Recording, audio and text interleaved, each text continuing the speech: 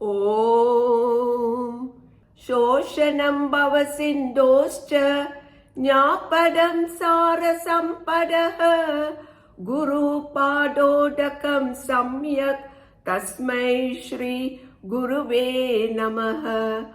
Om. This chant means salutation or to that Guru, for the one who is rooted in the vision of the Sruti, in the perennial flow of wisdom that frees us from all wants, that dries up totally our ocean of samsara to reveal the essence of all wealth, freedom, moksha. Chapter 16 is entitled Daiva Asura Sampat Vibhaga Yoga, description of our character, values, moral strength, discipline, etc. that will help us gain freedom from our endless cycle of birth and death, samsara. Whereas Asuric and Rakshasic Sampat are told because they are not the nature of Atma and are unrighteous, adharmic. They will bind us to samsara. We have to protect ourselves from Rakshasas, those who damage the well-being of others, and avoid being Asuras, desiring to enjoy sense objects like power, fame, pleasure, etc., as it brings no value to anything profound and worthy. Both Deva and Asura qualities appear very natural to everyone, as even a criminal has sympathy, friendliness, affection under certain circumstances. These qualities are told to cultivate divine spiritual wealth, Deva Sampat, while being not self-judgmental nor judging others. Om Namah Shivaya. Episode 90, Chapter 16, verses 1 to 3. Deva Sampat, wealth of Devas. Verses 1 to 3 describes the wealth of Devas. Each of these qualities is to be understood thoroughly and be cultivated, as all these qualities are there for those born into the spiritual wealth. Devim Sampadam Abhijatasya. First, fearlessness, Abhayam.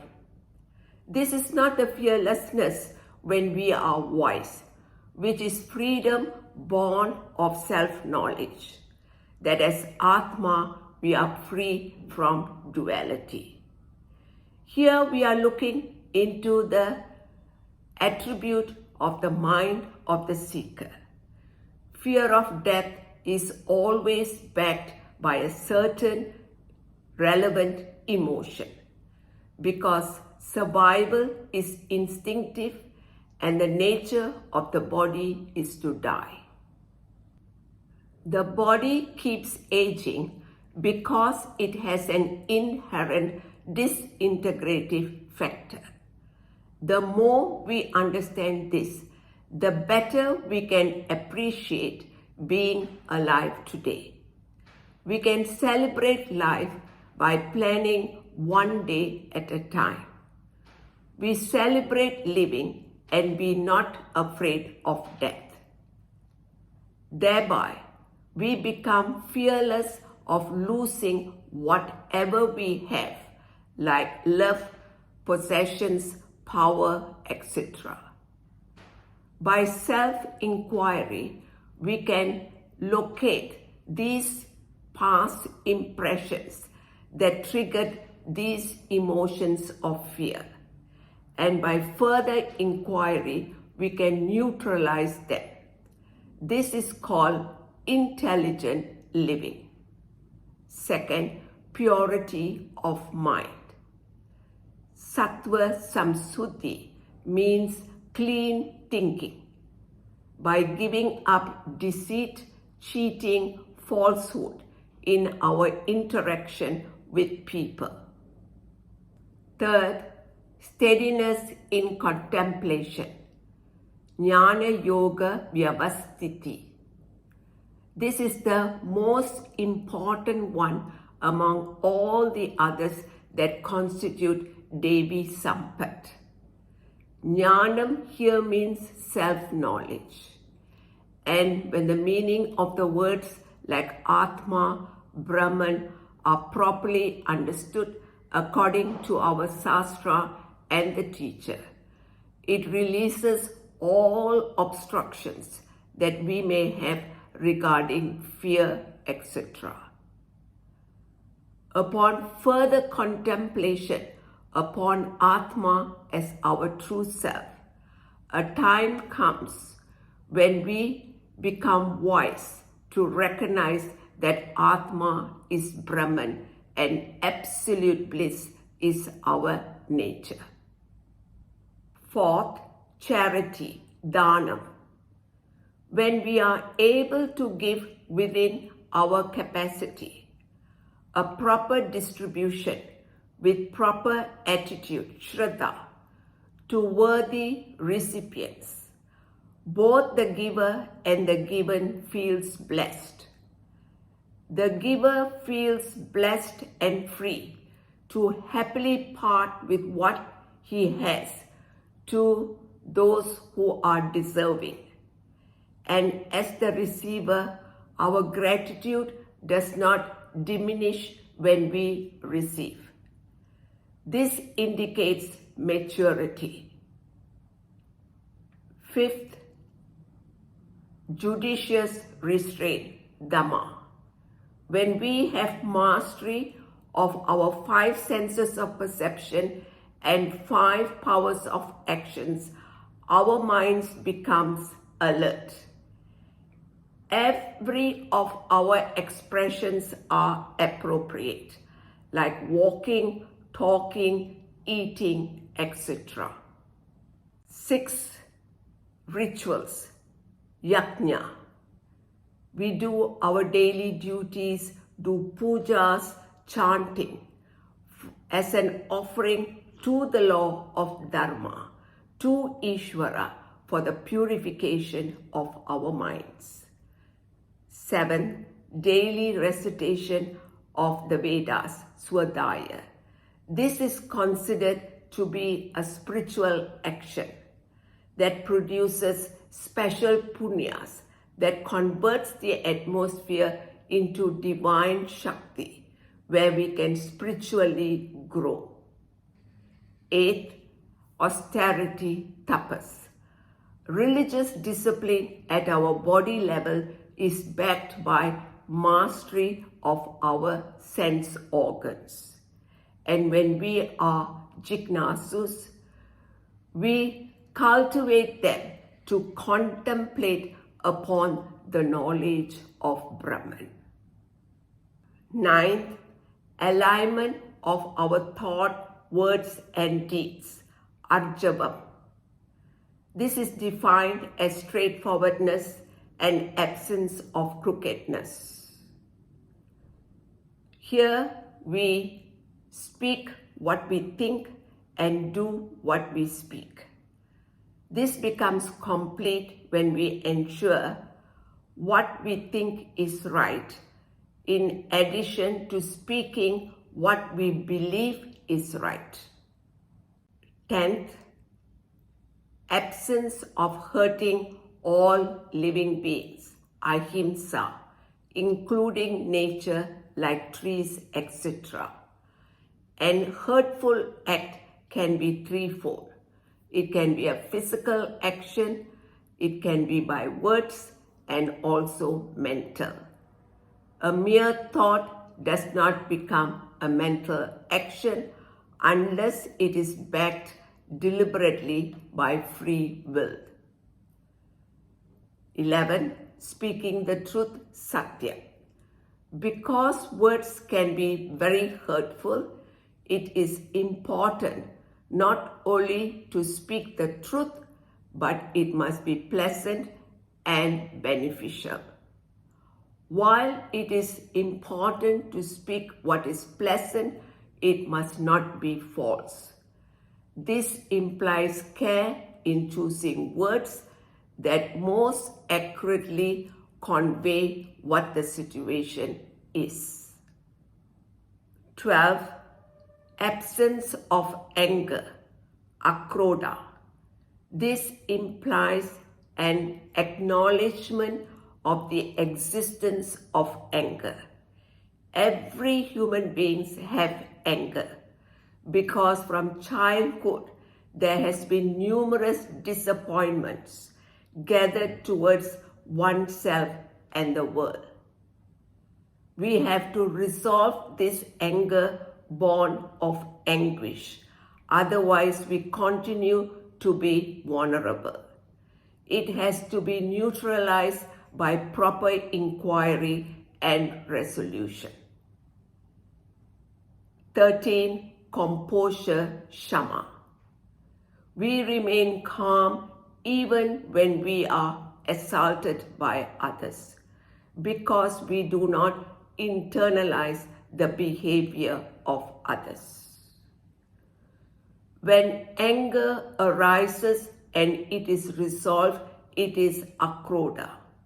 But when anger do not arise, it is composure, shama. 14. Renunciation, tyaga. Here we can either be a sannyasi or a karma phala tyaga, where we give up the fruits of our action for the purification of our mind to qualify for the knowledge of Brahman. Once we are karma phala tyaga, all results that comes under wealth and pleasure do not interest us. This renunciation is born out of sattvic guna. 15. Resolution of the mind, shanti. This is possible only when there is no self-judgment. The mind has various phases, and if there is self-judgment, it creates problem in a vicious cycle. To avoid creating this vicious cycle, it is important to know that we must not judge ourselves on the basis of our minds. Everything, including psychological problems, ceases to exist when we refuse to make judgment about ourselves on the basis of our mind. Vedanta says we are Satchit Ananda Atma, the reality of everything and independent of everything. We are Satchit Ananda Atma in spite of our desirable and undesirable character. This is something to be understood. It is not an experience. 16. Not gossiping about the defects of others. Aipai sunam. We gossip because we are not happy with ourselves and we are trying to escape from our problems by naming the defects of others. It is better to look into our problems that are causing us to gossip about others. Thereby, we resolve all our deep-rooted problems and stop gossiping about others. 17. Compassion and sympathy towards others who are suffering. Daya bhuteshu. It is an expression of love towards all human beings and other living things, whether it is a tree, a creeper, or a frog struggling to survive. That is why we pray every day, may everyone be happy. Loka samasta sukhino bhavantu. 18. Absence of ardent longing in the presence of desirable sense objects. Alo luptvam. buying just what we need without any longing for things that we do not need. This is an expression of sattvic, as we need a discriminative mind to know what our actual needs are. And impulsive buying is an expression of rajas. 19. Softness, mardavam, absence of cruelty. People should be able to speak to us freely and happily without fear of harsh words. Softness is very important because it implies accommodation, accepting the limitation of others by understanding their background. 20. Modesty, hri, shying away from praises about ourselves. Sometimes we must tell our qualification while being objective without flattering ourselves.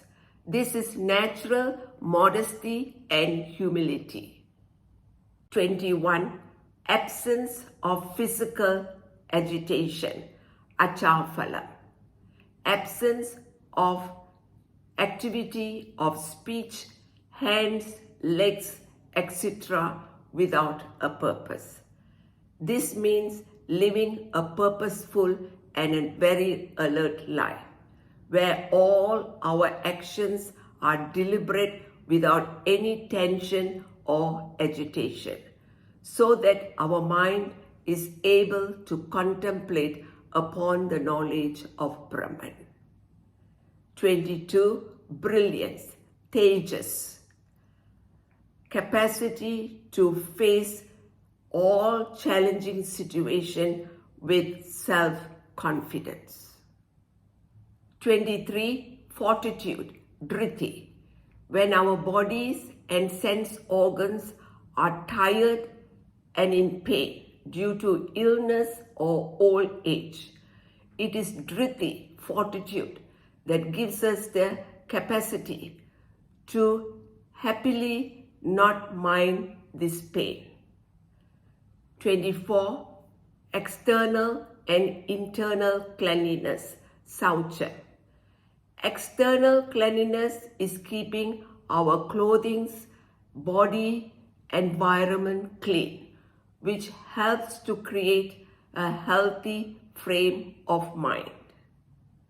Internal cleanliness is having a healthy frame of mind without any hatred, etc. When negative emotions are detected, we must replace them with its opposite positive character. 25. Absence of even a thought of hurting another, atroha. When even a thought of hurting another do not exist, means we have the capacity to accommodate the limitation of others. 26. No exaggerated self-opinion, natima nita. However, a certain amount of self-respect is necessary. It is healthy. Otherwise, we will undermine ourselves with self-criticism. Here we are not demanding respect from others. This attitude is natima nita. Sri Krishna says, all these qualities are there for the one who is born of the wealth of the Devas. O Arjuna, bhavanti sampadam devim abhijatasya bharata.